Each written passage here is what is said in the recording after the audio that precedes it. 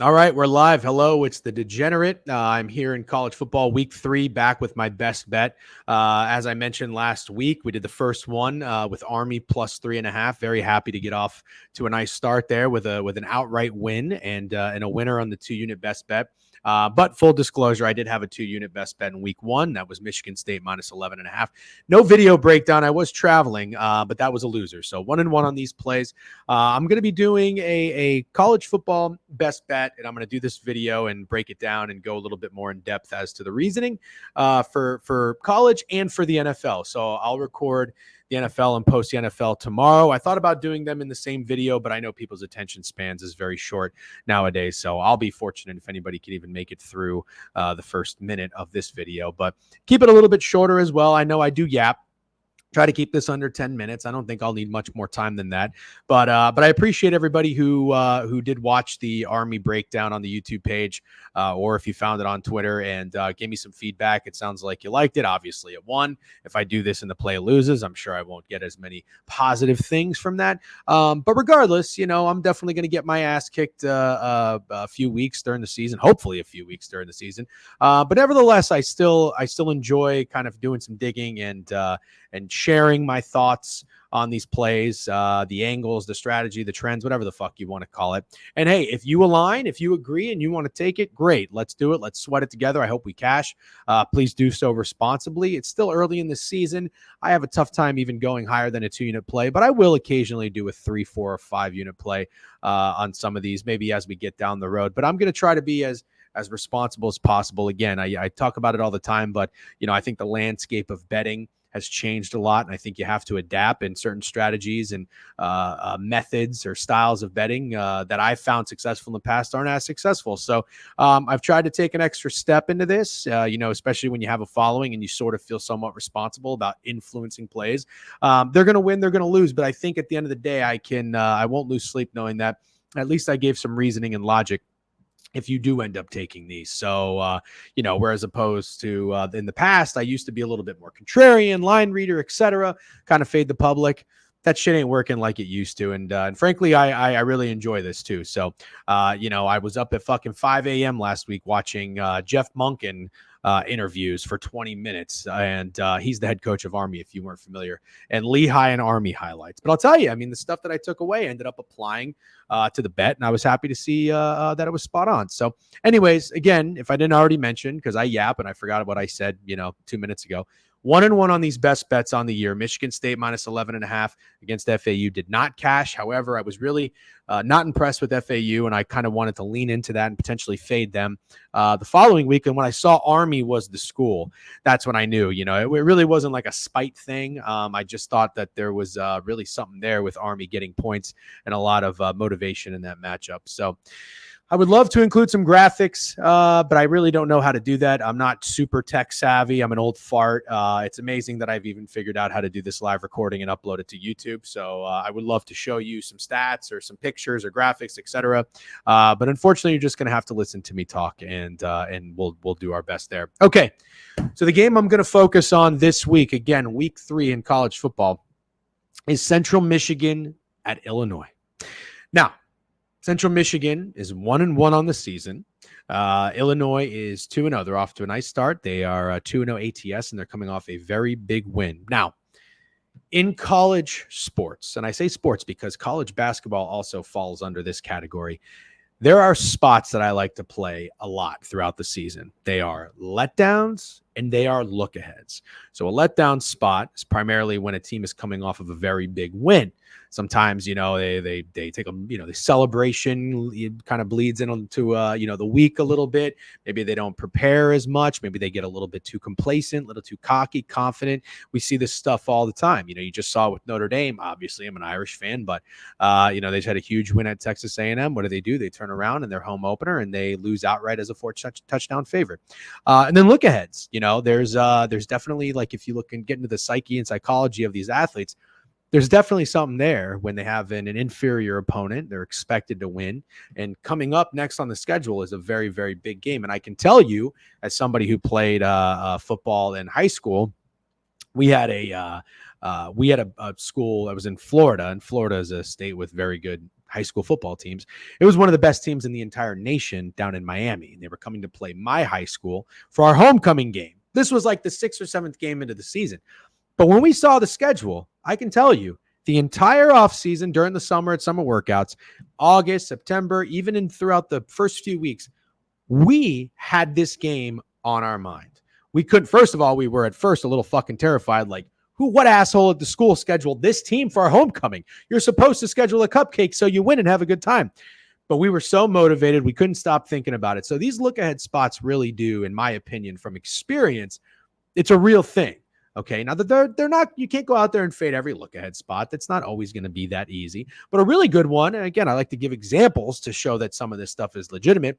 FSU last year, when they went on the road to Boston College, was the week before they played Clemson, and they did not cover against Boston College. So anyways, before I get into Illinois, because this is really more of about a fade of Illinois because of the spot, I'll give you a little context about Central Michigan. All right. So Central Michigan, as I mentioned, is 1-1 on the year. This is how they started their year. They played at home against Coastal Carolina. Now, Central Connecticut State. My apologies. They're terrible. Okay. Flat out terrible. So there's nothing impressive. Nothing that impressive about a 66-10 win. But at the same time, it's still nice knowing this offense is capable of scoring 66 points. You know, I'm not sure Massachusetts could do that. You know what I mean? So we see that we've got some potential there for a team that has maybe a competent offense, right?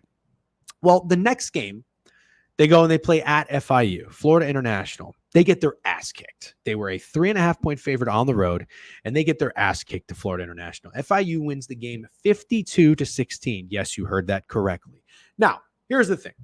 I am not running and going and betting on a team just because they got their ass kicked and I'm assuming that they bounce back. No, it's not a bounce back spot.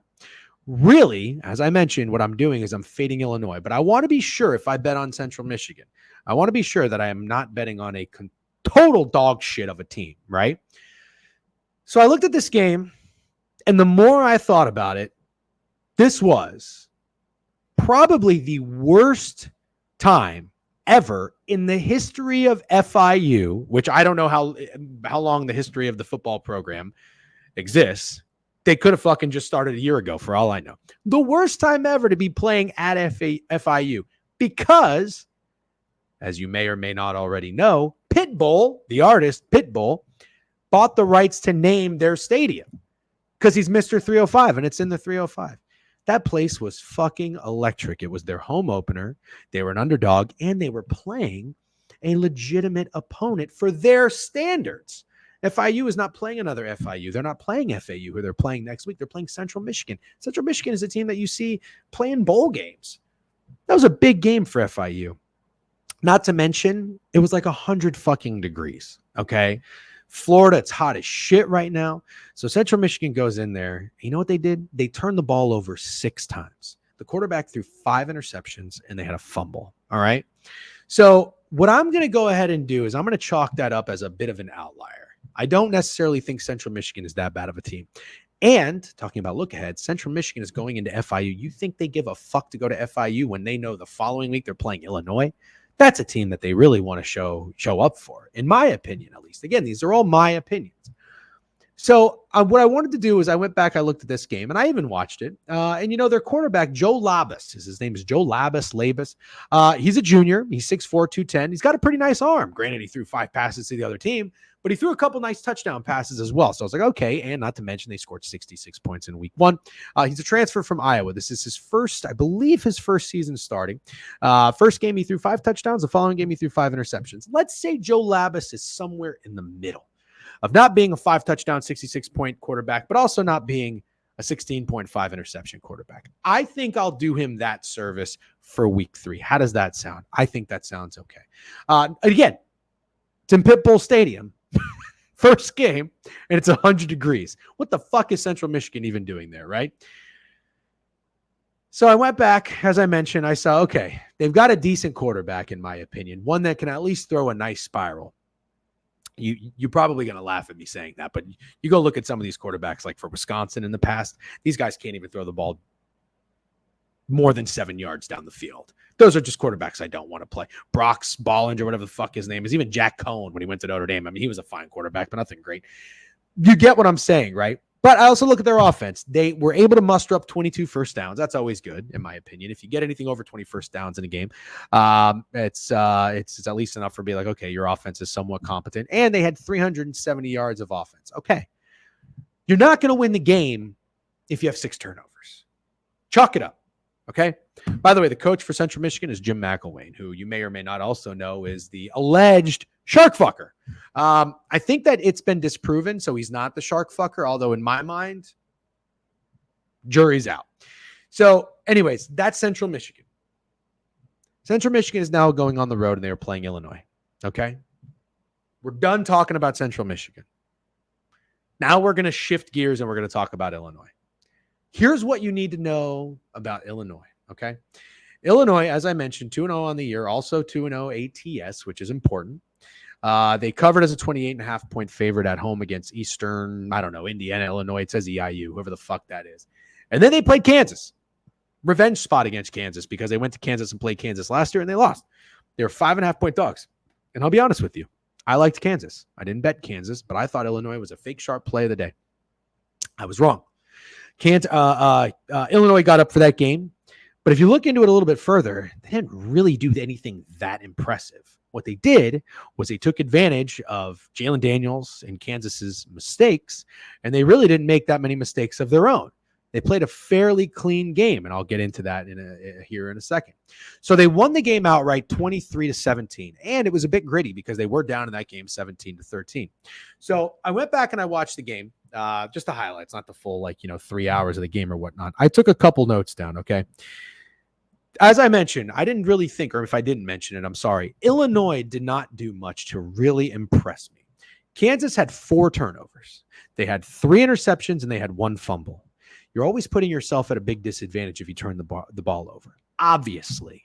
And then if you're winning the turnover battle, right, which Illinois did, because they didn't match those 4 turnovers, they only had 1 turnover. They lost 1 fumble. They played a pretty clean game. Penalties, they only had 2 penalties. Again, clean game. So it's kind of like a game of tennis. You don't really have to do anything that special. You just got to serve the ball back. Let your opponent make the unforced errors. They scored 2 touchdowns, okay? 2 touchdowns and 3 field goals. But one of those interceptions was a pick 6. Offensively, this team only got 14 first downs at home against the Kansas defense that I don't really think is that big or bad. I could be wrong, but I don't think so.